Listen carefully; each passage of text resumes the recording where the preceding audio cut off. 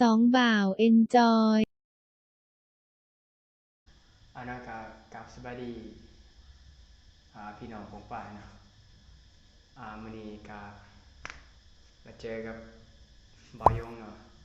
คือแบบมื้อนี้บ่าวเป๊ปซี่เพิ่นผิดนัดแน่หน่อยหนึงเนาะก็เลยต้องมาถ่ายอยู่ในสตูของบ่าวยงเนาะสตูดิโอของบ่าวยงเนาะอยู่เพื่อนของบ่าวยงเองเลยมื้อนี้เฮาสิมากินหยังนี่เลยเนาะเมนูสู่ชีวิตถ่ายถ่ายเดือนก็ต้องมาเจออีหยังนี่มี กินมีเนาะพี่น้องถ่ายเดือนคือสินใจเพิ่นว่าอ่ะมีแต่บ่ลมยาวพี่น้องมีเน้นๆจัดเลยมื้อนี้ลุยเลยพี่น้องไข่เยิ้มๆ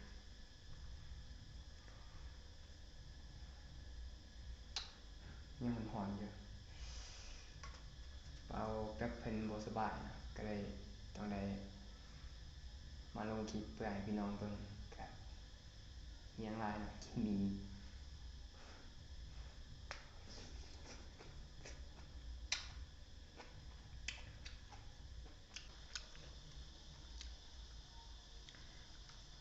นี่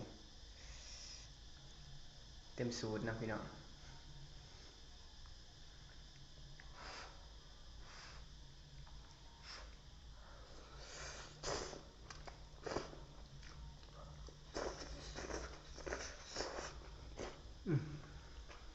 ฮอดลวกมาใหม่ๆกินเลย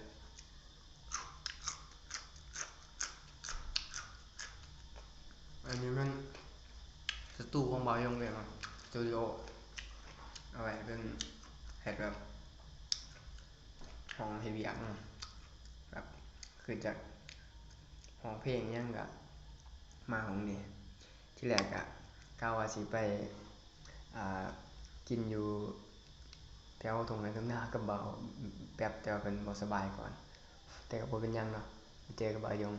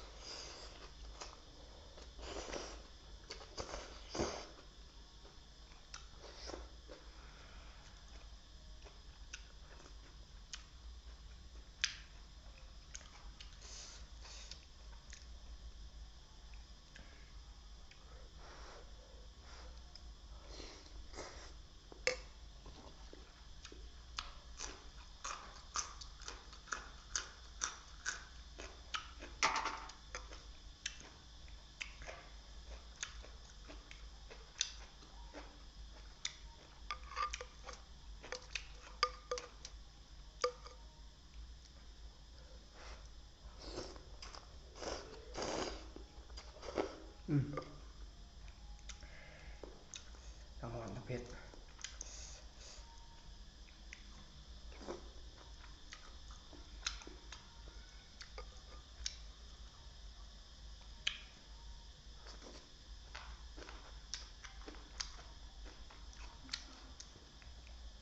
หมูเน้นๆเพื่อไว้ในตู้เย็นก็เลยมาใส่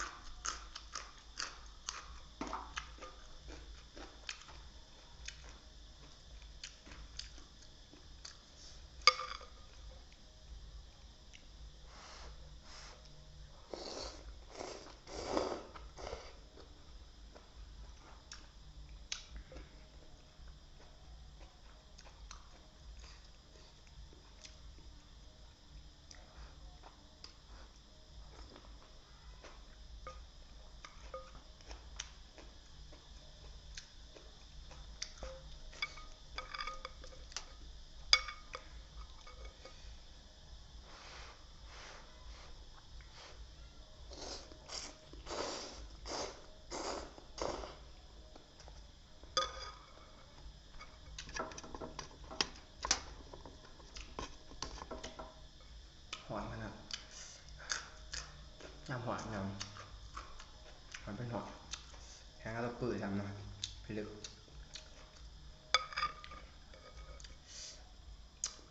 ทางบ้านพี่น้องเลยหอนอยู่บ่นะ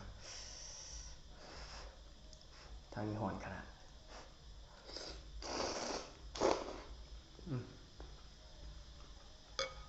มึงเผื่อเต็มเป็นโต๊ะ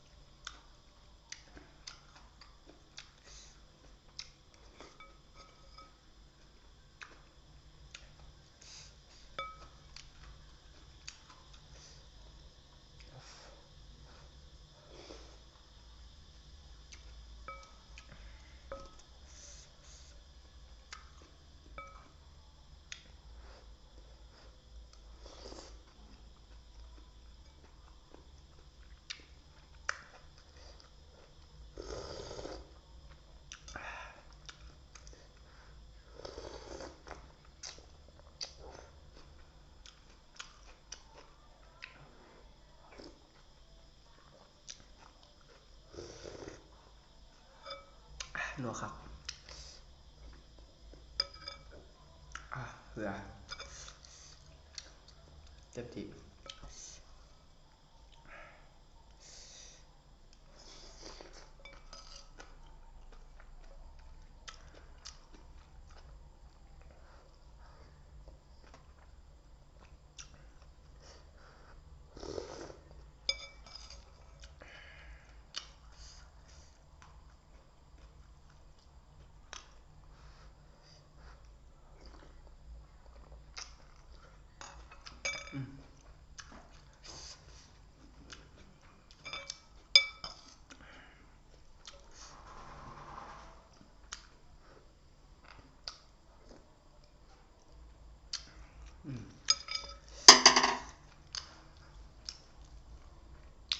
เชยเนาะพี่น้องลวกหลายๆ3 ห่อเนาะ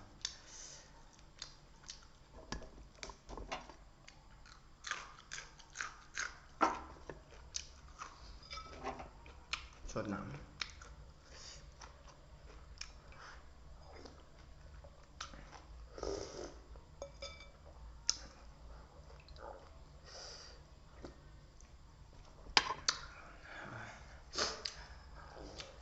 ไว้